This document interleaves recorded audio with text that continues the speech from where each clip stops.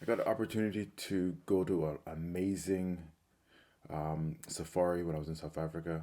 Pillsbury National Park, great place. Had a lot of fun there. I saw an amazing amount of the big five, as they call it, the big five: elephants, giraffes, lions, I believe hippopotamus, rhinos, and I think I'm missing one, but I saw all those and a few other ones as well, normal ones like zebras and stuff. Going there was pretty simple. We got in these really nice green jeeps that took us. I was actually trying to get into one of the lower jeeps, and funny enough, the guy was telling me, "No, you want to get in this big jeep." So I got into this bigger, much bigger one. That actually was. It actually worked out to be a much better jeep to get into because it was a little bit more elevated. So it allowed me to really see a lot more of the animals and get better perspectives of better compositions for the pictures. The mountains in this area were amazing. Right off the bat, we saw some elephants really soon. I mean, we actually got to see hippos first, but they were under the water and they didn't really want to come up. But we got to see a lot of elephants. They were in some baby elephants there as well. Most of this video has a lot to do with Remember, elephants. guys, elephants are the only animals that are very sociable with mammals. The only ones that are said are similar to us. They can even adopt. If you look into them, they are not seasonal allocated. They give birth randomly. But within the breeding head, they will ensure that there's at least 5 of the babies of almost the same age.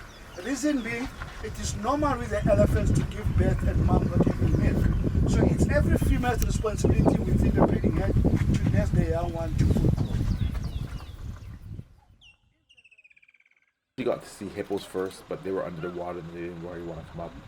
But we got to see a lot of elephants. They were in some baby elephants there as well. Most of this video has a lot to do with elephants just because I got more of them on video because they were just hanging out. So I was able to get pictures and videos of them versus everything else where I was just able to get a lot more photos. And because they're a lot bit they're also a little bit further away, where elephants were always just kind of close by. They never really went too far away from our distance, as you'll see throughout the video. We did the guys that were in charge of the safari did a really good job explaining a lot of really cool things about the elephants and stuff like that as well. There was a chance or a point where the elephants were literally just here, just eating berries or something that was on this tree. Apparently, sometimes in the colder weathers, they might go up by the mountains, take this long trek up to the mountains to get some sort of, it's like a root vegetable, some similar to like a sweet potato, but they go all the way up there to go and get this kind of thing. And they might take a couple of days to get there and come back down, and take a couple of days to get back down. And it's so cool that they would just all just pack up all the things and just go. So it was a very cool experience. There was an opportunity here as well where I was able to take some pictures of some of the other animals as well. And I'll show you a little bit of some photo clips of that so you can see how that looks as well. But overall, it was a 6-hour trip or 6-hour safari. We stopped for about an hour and a half for lunch. And as soon as we came back out, it was right back at it, watching all the animals again.